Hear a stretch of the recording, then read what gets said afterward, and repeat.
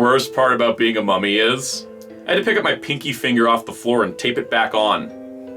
Just so you know how my month is going, I've currently had to deal with bloodlust, not be a vampire, deal with a werewolf, try not to eat anybody, get killed as a werewolf. Now I'm a mummy, but I also thought I was an invisible man for 2 days because part of my brain was missing. And no, I still haven't found whatever I was looking for because I don't remember at this point. Let's get on to our new video for the day.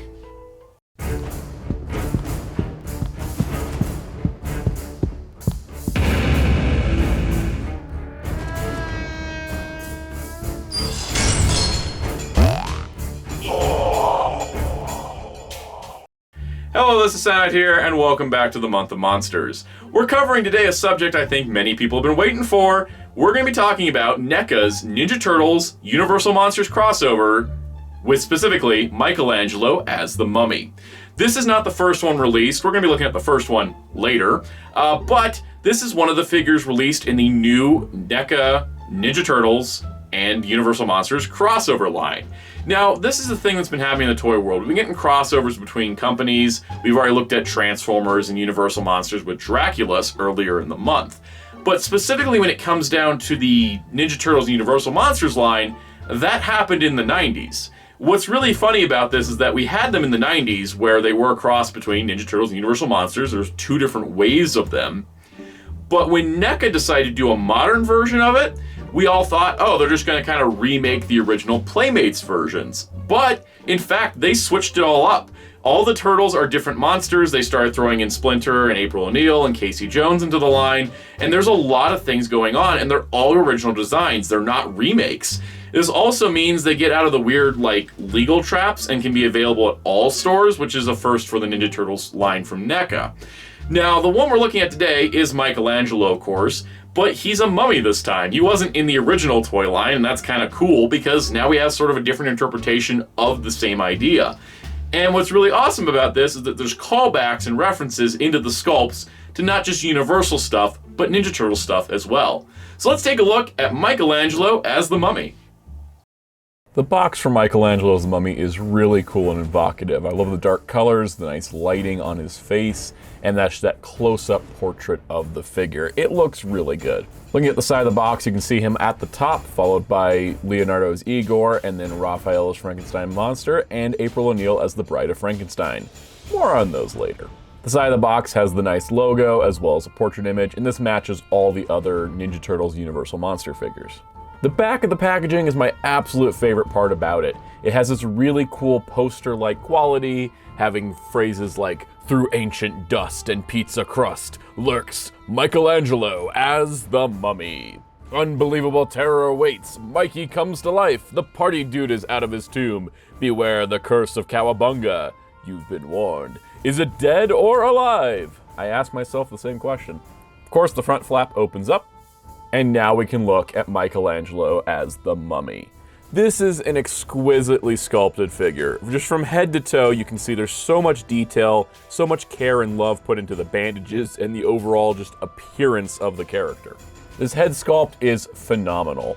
I love the way that the mask looks integrated into the face and how the mask looks worn just like the face does. You can see a little bit of teeth.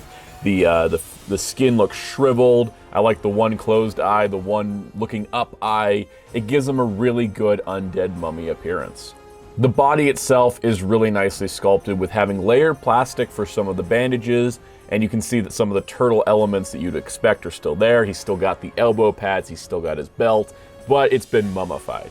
And especially looking at the belt, they've added a lot of extra sculpting, such as the scarab in the middle of the belt piece and the Eye of Horus on either side of the belt. I think that's just a really cool detail to add to it. And the little flap of fabric that's, bandage part that's come down in front of it as well is just such great attention to detail. Even down to the legs, he's got the standard knee pads, but they look more decayed, they look more worn.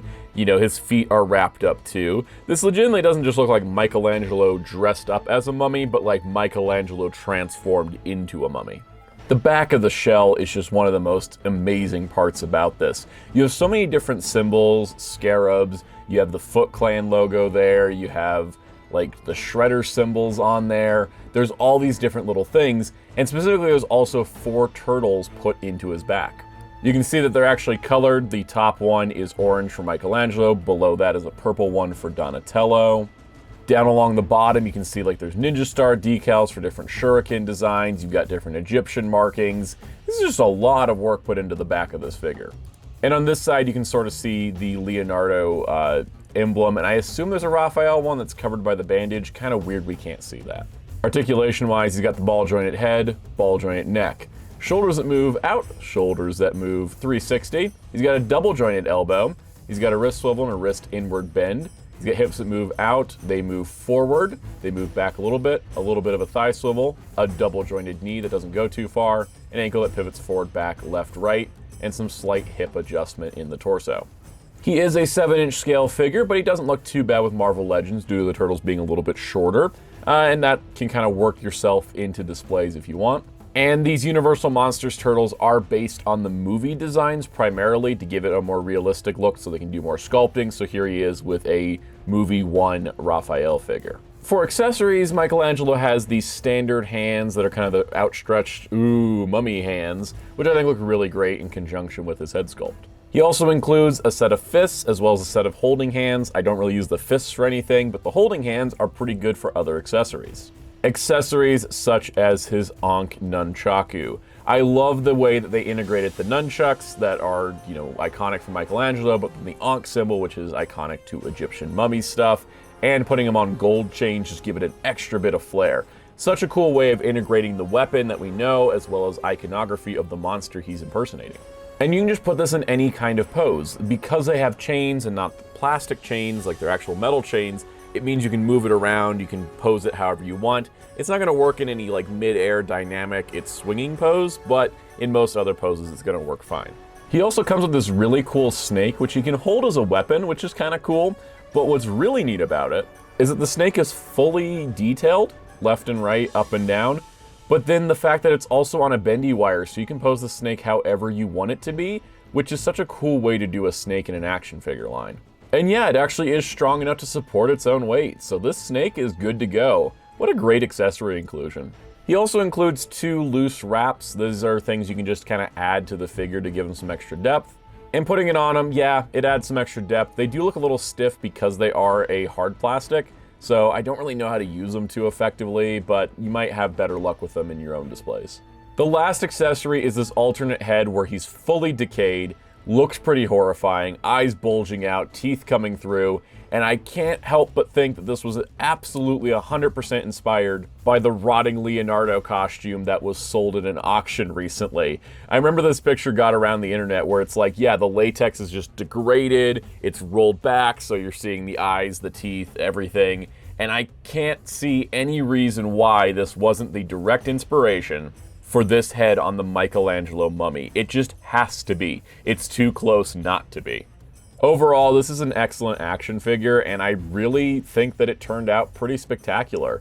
The Universal Monsters Ninja Turtles figures have been my favorite so far from Neca, and I don't know what could top them. They're fresh, they're original, and they're really solid value for your price, and they're easily obtainable, unlike a lot of their other figures. So overall, the Michelangelo Mummy figure is pretty sweet, and he makes a nice addition to the lineup of the Ninja Turtles Universal Monsters crossovers. And there are several that are out that we'll be covering later in the month, and I think it might give you a clue as to what our last themed week will be.